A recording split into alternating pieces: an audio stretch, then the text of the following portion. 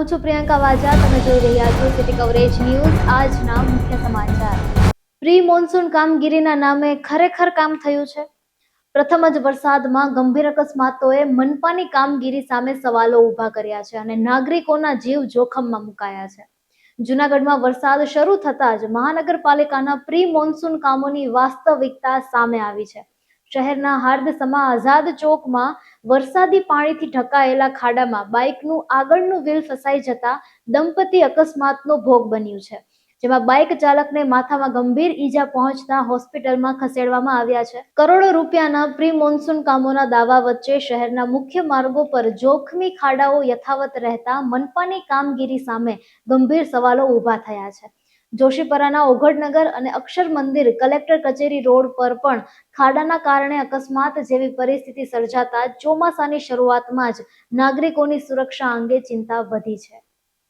ગુજરાતમાં સક્રિય થયેલી વરસાદી સિસ્ટમને પગલે સૌરાષ્ટ્ર અને દક્ષિણ ગુજરાતમાં ભારે વરસાદ વરસી રહ્યો છે. જૂનાગઢ સહિત અનેક વિસ્તારોમાં ધોધમાર વરસાદ વચ્ચે હવામાન વિભાગે 8 જુલાઈ સુધી રાજ્યમાં ભારેથી અતિભારે વરસાદની આગાહી કરી છે. આજે રાજ્યના 20 જિલ્લાઓમાં ભારે વરસાદની શક્યતા વ્યક્ત કરવામાં આવી છે, જ્યારે જૂનાગઢ, ગીર સોમનાથ, સુરત સહિત 8 જિલ્લાઓ માટે અતિથી અતિભારે વરસાદનું રેડ એલર્ટ જાહેર કરવામાં આવ્યું છે.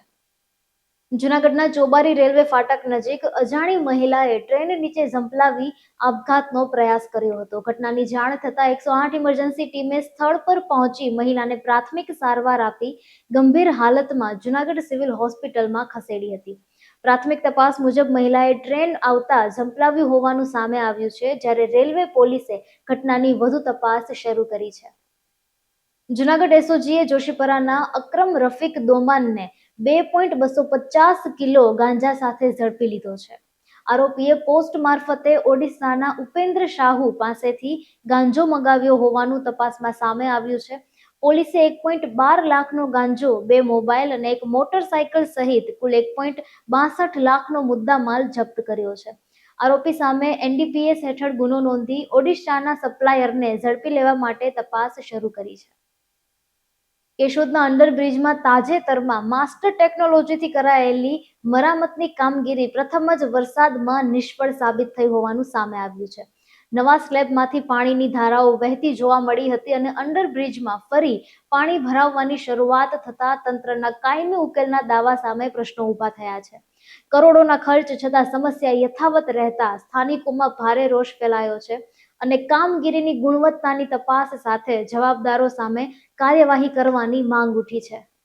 મુખ્યમંત્રી ભૂપેન્દ્ર પટેલની અધ્યક્ષતામાં ગાંધીનગરમાં યોજાયેલી કેબિનેટ બેઠકમાં ટીબી મુક્ત ભારત અભિયાનની સમીક્ષા દરમિયાન ગુજરાતે રાષ્ટ્રીય સ્તરે શ્રેષ્ઠ સુધારો નોંધાવી સમગ્ર દેશમાં પ્રથમ સ્થાન મેળવ્યું હોવાનું જણાવાયું હતું.